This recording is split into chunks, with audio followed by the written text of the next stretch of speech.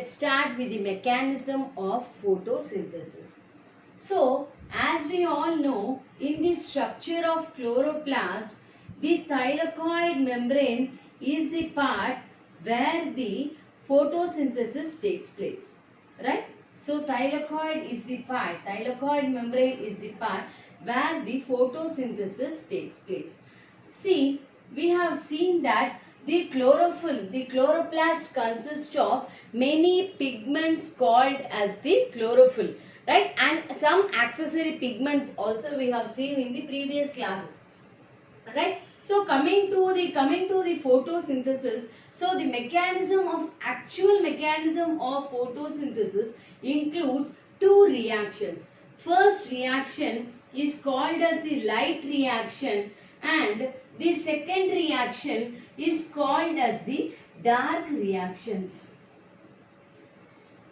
Okay, so light reaction is actually happens only in the presence of sunlight. So hence this light reaction can also be said as light dependent reactions. Whereas the dark reaction can take place either in the presence and absence of the light. So we can say the dark reaction as light independent reaction.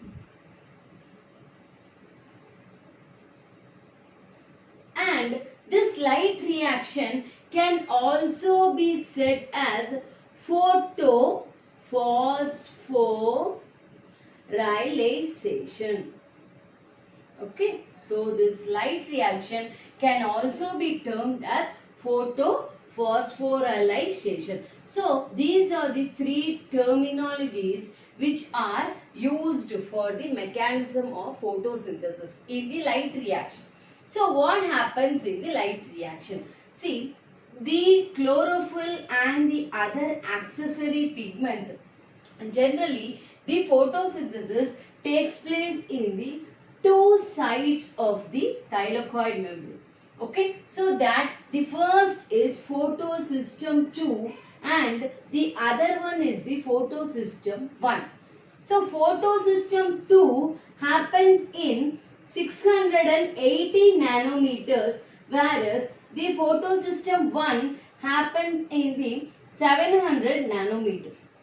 Right? So this chlorophyll and other accessory pigment comes and gets collected at one particular point, and we call it as a reaction center. Okay, so chlorophyll and other accessory pigments comes and meets at gets collected in one particular point. So this is chlorophyll A, right? And we can tell this is as the light harvesting complex.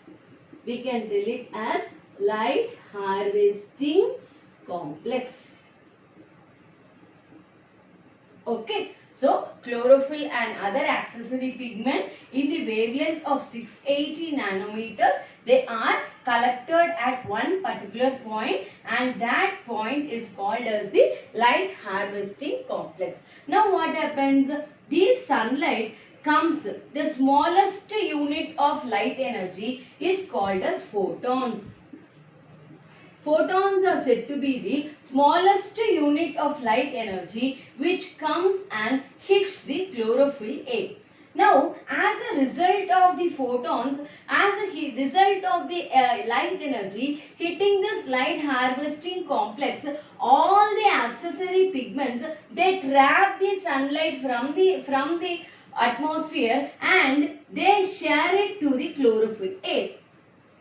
As a result of that, a pair of electrons gets excited. Okay, as a result of that, a pair of electrons are excited. So, as a pair of electrons are excited, they are received by primary electron acceptors. right? So the excited electrons are received by primary electron acceptor. So what happened? The chlorophyll and other accessory pigments are getting collected at one particular point, and we call it as a light harvesting complex. When the smallest unit of light energy, which is called as photons, comes and hit this reaction center or light harvesting complex, a pair of electrons gets excited, and those pair of electrons are observed by primary electron acceptor, right? And it transports the electron through the electron transport chain. Electron transport chain. So during the journey of the pair of electrons, here during the journey of electrons in the electron transport chain, it comes to a particular point. It reaches a particular point called as the cytochrome complex, which is called as the cytochrome complex, in which the ADP, adenosine diphosphate, is added with an inorganic phosphate to produce ATP. So ATP is synthesized, and since ATP is being synthesized, this light reaction is called as photophosphorylation. So by the process, as a process of conversion of ADP by the addition of an inorganic phosphate, it produces the ATP. So since the ATP is being generated, this reaction is called as photophosphorylation. And then after the formation of ATP, again the two electrons continues its journey and it reaches the, what is that, photosystem 1. So photosystem 1 consists of again 700, it happens in the 700 nanometer. So same as like the photosystem 2, here also what happens, chlorophyll and other accessory pigments are grouped together to form the light harvesting complex. Again, as a photon, which is the smallest unit of the light energy, comes and hits the photosystem 1. Okay, so comes and as a result of that, here also what is present? Chlorophyll A is present. When the photons are getting hit by these to the light harvesting complex, what happens? Here the same way the energy is being transferred to the chlorophyll A, and again a pair of electrons is excited. Okay, again a pair of electrons is excited. Now coming back. So this pair of electrons is again received by primary electron acceptor, and it leads to and it transfers the electron to another one compound called as ferredoxin.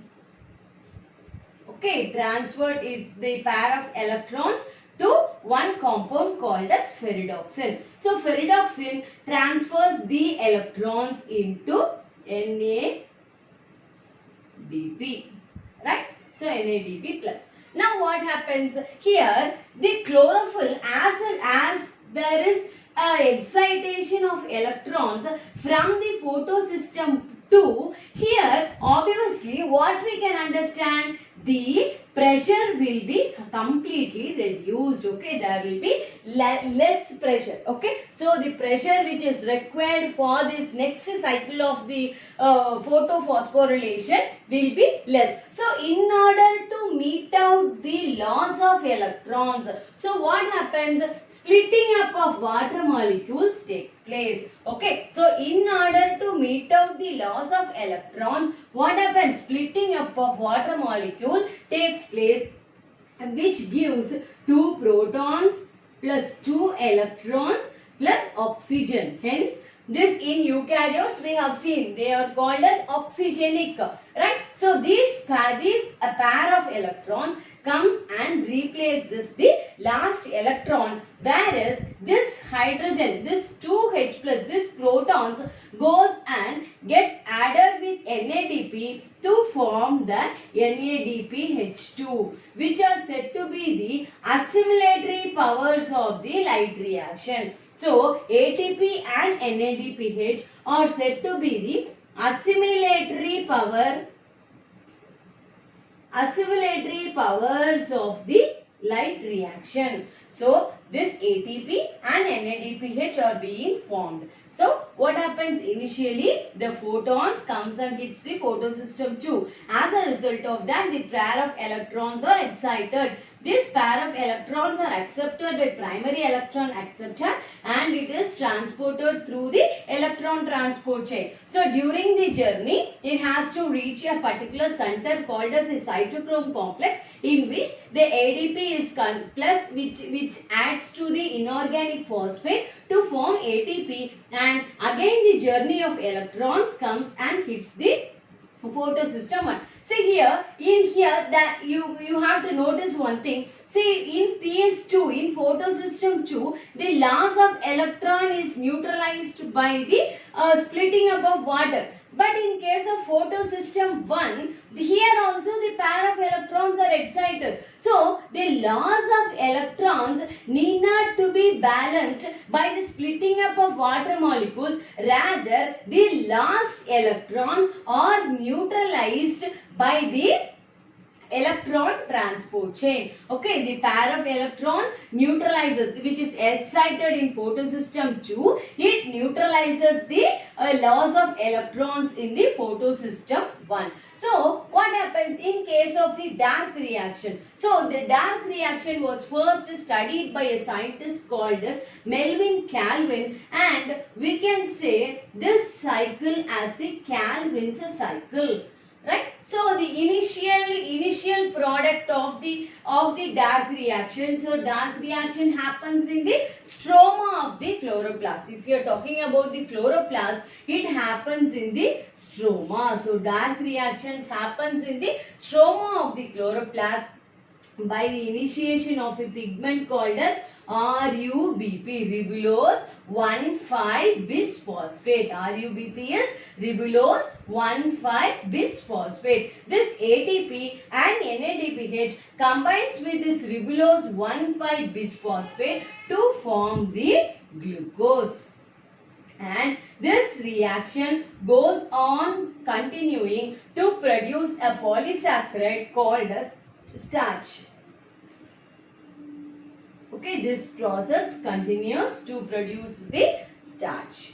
So, in next class, let us discuss about the heterotrophic mode of nutrition. Thank you.